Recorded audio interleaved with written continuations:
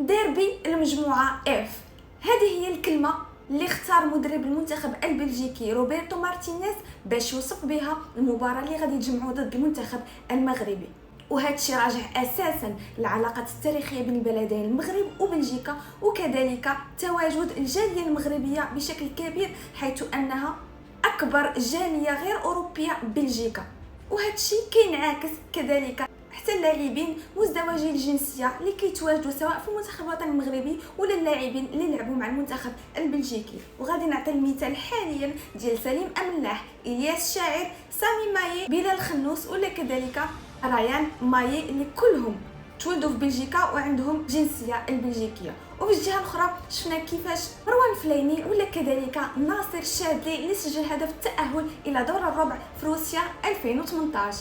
منتخب بلجيكا مصنف حاليا الثاني عالميا وحتى المركز الثالث في روسيا 2018.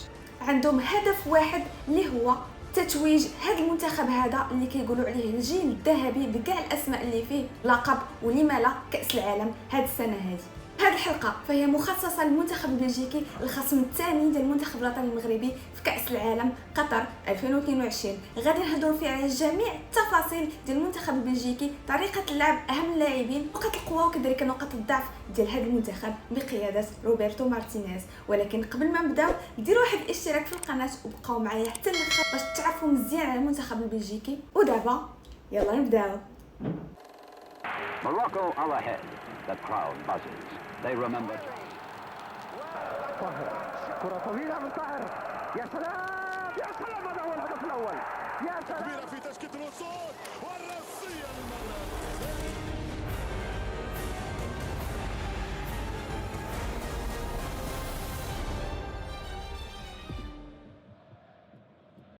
سلام كلشي ومرحبا بكم في الحلقه المخصصه للمنتخب البلجيكي خاص المنتخب الوطني المغربي نهار 27 نوفمبر مع 2 ديال العشيه اللي غادي نواجهوه في ملعب التمامه.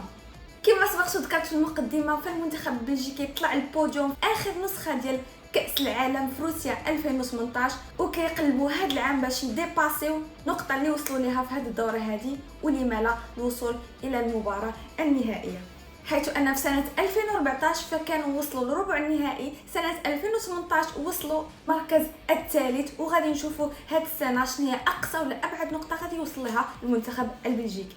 الجيل الحالي ديال المنتخب البلجيكي ففيه أسماء لامعة وكبيرة بزاف، الأغلبية ديالهم فاتوا العتبة ديال 30 سنة وكيقلبوا على تتويج باش يختموا معاهم المسيرة ديالهم مع المنتخب البلجيكي من بعد سنوات ديال التألق واحتلال المركز الأول عالميا لمدة 3 سنوات. مدرب المنتخب البلجيكي فهو الإسباني روبرتو مارتينيز، تولى زمام الامور سنه 2016، وكان ديك الساعه البلجيكي فان بويفيلد اللي على رئاسه الاداره التقنيه ديال المنتخب البلجيكي، ولكن عنده دور كبير باقناع المدرب الاسباني باش يشد المنتخب البلجيكي. وهو كان قرار صائب وشفنا النتائج اللي جات مع روبرتو مارتينيز.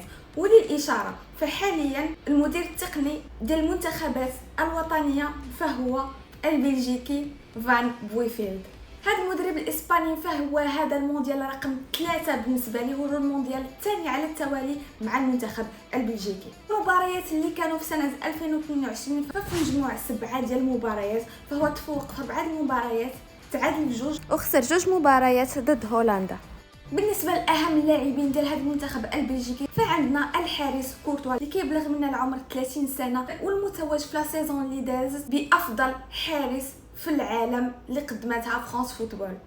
نذكر على انه فاش غاب على المنتخب البلجيكي في 4 ديال المباريات في النيشنز ليغ هاد السنه هذا، فالفريق البلجيكي استقبل 6 ديال الاهداف. ندوزو دابا لكيفن دي بروين اللي كيبلغ من العمر 31 سنه، نجم مانشستر سيتي ونجم كذلك المنتخب البلجيكي، اللي نقدروا نقولوا عليه شويه كيتبنى اللعب ديال المنتخب البلجيكي نظرا للكاليتي اللي عنده. خاصنا نعرفوا على هو حاليا احسن ممرر في البريمير ليغ، 9 ديال لي زاسيست و3 ديال الاهداف. اما روميلو لوكاكو فهو واخا كيعاني حاليا من الاصابه واللي كيلعب مع نادي الانتر ميلان، فهو هداف المنتخب البلجيكي ب 68 هدف، ولكن رغم الاصابه فكون حاضر على المنتخب البلجيكي وحاليا كيقوم بحصص ديال الفيزيوثيرابي باش يتجاوز الاصابه اللي كانت عنده في الفخذ الايسر. باقي الاسماء فعندنا هازارد، واخا على انه كيفتقد التنافسيه ولكن كيبقى هو الكابيتان ديال المنتخب البلجيكي. الاسماء الاخرى فعندنا فيتسال اللي كان اول مباراه ديالو مع المنتخب البلجيكي الاول ضد المنتخب المغربي سنه 2008. اما دابا فغادي ندوزو باش نشوفوا اخر 4 مباريات ديال المنتخب البلجيكي، نتعرفوا اكثر على طريقه اللعب ديال المنتخب البلجيكي، نقاط القوه وكذلك نقاط الضعف اللي خاصنا نستغلوها في المباراه ديالنا ضد بلجيكا. اخر مباراه لعبها المنتخب البلجيكي في النيشنز ليغ كان ضد منتخب هولندا، واللي سالت بالتفوق الاخير بهدف ل0 من توقيع فان دايك. قبل ما ندخلوا في التفاصيل فنذكر على ان المباراه هذه فهي كانت بقياده تييري أونري اللي هو مساعد المدرب روبرتو مارتينيز، اللي ما كانش في دكه البدلاء في هذا الماتش هذا حيت كان تلقى بطاقه حمراء ضد ويلز. منتخب بلجيكا فهو كيلعب بالخطه ديال 3-4-3 اللي كتعطيه بزاف ديال لي فارياسيون، واللي منها هذه الخطه ديال 3-4-2-1. الى جينا نشوفوا الاسماء فعندنا كورتوا في حراسه المرمى، قدامهم الثلاثي بقياده الدرفيريلد اللي كيبلغ من العمر 33 سنه. الى جانبه في الجهه اليسرى فعندنا يان فيرتونغن اللي كيبلغ من العمر 35 سنه. اما الاسم الاخر في هذه المباراه هذا فكان زينو ديبات اللي في عمره فقط 19 سنه. وسط الميدان فكان فيه 4 ديال اللاعبين، عندنا فيتسل الى جانب اونانا، الجهه اليمنى مونيي، كاستاني على الجهه اليسرى، قدامهم دي بروين وكذلك ايدن هازارد اللي كان الكابيتان، وباتشواي كراس حربه. جينا نشوفوا في لي ستاتستيك ديال هذا الماتش، فلا بوسيسيون كانت عند منتخب بلجيكا ب 54%. وخاصني نقول لكم من دابا على ان منتخب بلجيكا فهو كيتميز بالاستحواذ ولا كيلعب بزاف على الاستحواذ اللي كيكون عنده، الحاجه اللي نقدروا نشاركوها مع المنتخب الوطني المغربي اللي اغلبيه ديال المباريات ديالو كيلعب بالاستحواذ. المباراه اللي كانت قبل من هذه المباراه واللي كانت ضد منتخب ديال الويلز واللي سالت بفوز المنتخب البلجيكي ب2-1. الاهداف اللي سجلهم من دي بروين وكذلك باتشواي. التشكيله كانت على هذا الشكل ب3-4-2-1 مع كورتوا في حراسه المرمى، الدرفيريلد الى جانب ديبا. وسط الميدان كان فيتسل وتيليمانز اللي غالبا هادو هما جوج اللاعبين اللي غادي يشاركوا كاساسيين مع المنتخب البلجيكي. عندنا تغيير في الجهه اليمنى والجهه اليسرى ديال وسط الميدان، عندنا مونيي وكذلك كاراسكو. خاصنا نعرفوا على ان هاد جوج الاسماء اللي فيهم تغيير بزاف، على الاختيار ديال الاسماء ولا لا روتاسيون في هاد الاسماء على حساب لوبجيكتيف ولا الخطه اللي باغي يلعب فيها روبرتو في الهجوم. قدامهم عاوتاني دي بروين و ايدن هازارد وباتشواي اللي سجل هدف واعطى اسيست في هذه المباراه. جينا نشوفوا عاوتاني الاستحواذ، فكان لا بوسيسيون عند المنتخب البلجيكي ب 71%، 19 التسديده على المرمى، منهم 4 ديال التسديدات المؤطره. بالنسبه للهجوم فالمنتخب البلجيكي كيبدا البيلد اب ديالو من خط الدفاع. المنتخب البلجيكي كيلعب بلوك اللي هو متقدم في البناء الهجومي، فكيبقاو جوج ديال لي بيفو فيتسل وتيليمانز. المباراه اللي قبل من هذه فهي كانت عاوتاني ضد الويلز وسالت ب1-1، وهذه المباراه كانت لعبات في شهر يونيو مع كاستيلز في حراسه المرمى. ديك الساعه كان غائب كورتوا اللي كان تغيير تم في الخط الخلفي، قدامهم كل من مونيي فيتسل تيليمانز وكذلك تروسار. غادي نشوفوا بزاف ديال الاسماء كيتعاودوا ولا كتكون لا روتاسيون بين مونيي تروسار كاستاني ولا كذلك كاراسكو. هذه المره كانت الخطه ديال 3-4-3 مع اشراك لي زيلي ديال دي بروين وكذلك كاراسكو وباتشواي في المقدمه. نرجعوا للاستحواذ، 64% ديال الاستحواذ كان عاوتاني المنتخب ديال بلجيكا، وهذا الشيء اللي كيكونفيرمي الحاجه اللي قلتها لكم على لا بوسيسيون في اول مباراه ضد بولندا فسالت ب6-1 مع تألق مجموعه من الاسماء والطبيعه ديال الاهداف اللي سجلت. والاسماء اللي سجلت هذه الاهداف فكان تروسار، دي بروين، فيتسل، اوبندا وكذلك دين دونكر اللي كيلعب في خط الدفاع. كذلك غادي نرجعوا الاستحواذ اللي كان بنسبه 66% المنتخب ديال بلجيكا. وبغيت نزيد مباراه واحده اللي كانت ضد منتخب هولندا واللي سالت فوز منتخب هولندا ب4-1. هذه المره لا بوسيسيون كانت 50-50 اللي قدرنا نقولوا 50% المنتخب الهولندي 50% المنتخب ديال بلجيكا. ولكن الا جينا نشوفوا في الرسم التكتيكي فكانت 3-4-1-2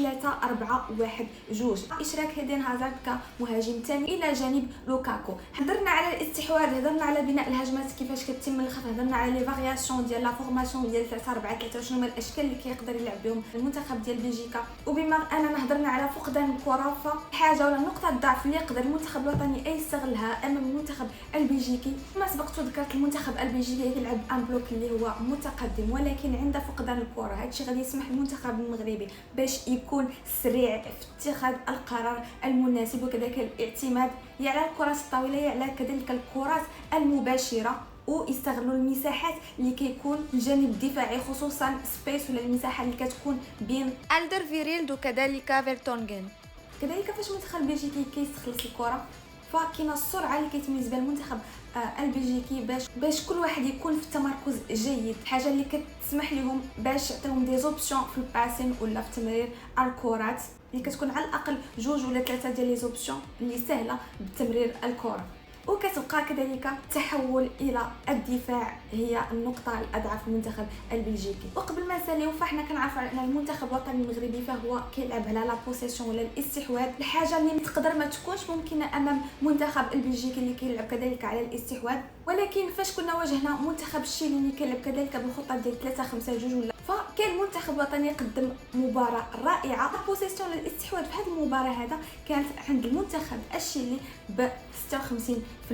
غادي نواجهوا منتخب جورجيا اللي كذلك كيلعب بالخطه ديال 3-4-3 يوم 17 نوفمبر. اما المنتخب البلجيكي فهو غادي يواجه كل من العراق ومصر نهار 17 نوفمبر استعدادا للمونديال. هادشي كان بالنسبه للحلقه ديال اليوم، واهم التفاصيل ولا اهم المعلومات على المنتخب البلجيكي. كيبقى سؤال الحلقه ديال اليوم، شنو التوقع ديالكم للنتيجه ديال المباراه اللي غادي تجمع في ديربي المجموعه اف كما قال روبرتو مارتينيز؟ نستنى الجواب ديالكم على النتيجه ديال المباراه، ودابا نقول لكم تهلاو في راسكم وبسلامه.